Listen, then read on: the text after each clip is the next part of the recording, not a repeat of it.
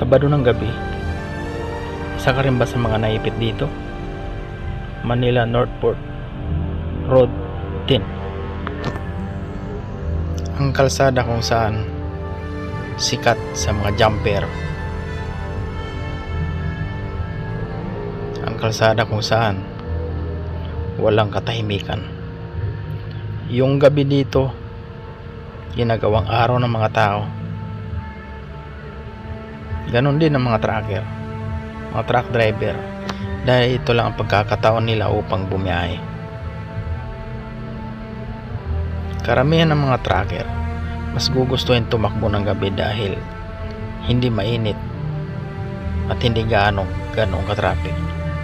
Pero may mga senaryo talaga na ganito na hindi natin maiwasan na bigla-bigla na lang magkakaroon ng ganito ka bigat ng traffic. Ang location nito ay dito sa may Road 10, malapit sa stoplight ng Kapulong. Kami nagtataka kung bakit ganito na lang ang traffic nung paglabas namin dahil ito ay Sabado ng gabi at inaasahan namin na magiging maluwag ang daloy ng trapiko dahil ang karamihan ay pag-garahe na. So halos lahat nagtatanong kung bakit traffic. Yun pala, may isang trailer na humambalang mismo sa northbound nitong Road 10, dito mismo sa stoplight ng Kapulong Street. As in, humambalang talaga, walang makakadaan. Kaya ang nangyari dito sa amin, pinag-counterflow na lang kami.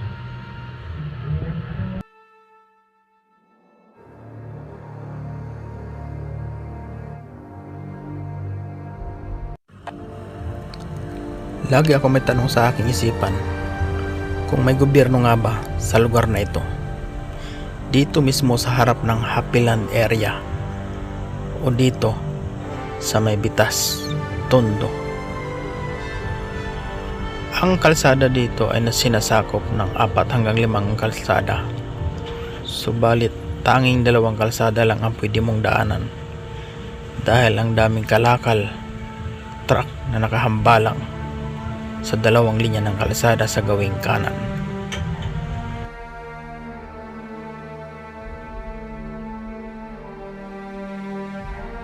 Kung maalis lang sana yung mga kalakal na yan o maitatabi ng maayos, hindi sana makakataloy ng maayos ang trapiko sa lugar na ito. Hindi ko rin talaga maintindihan kung bakit hindi kayang linisin ang lugar na ito. Makikita mo dito tambak ng basura kaliwat kanan. Basta dumating ka sa lugar na ito, kung makikita nyo sa bandang kanan, nandyan yung trailer truck na mambalang sa stoplight. Kaya ang nangyari sa amin, counterflow na lang. Napakaluwag sana ng kalsadang ito, mabibigyan lang ng pansin at malinis ang areang ito.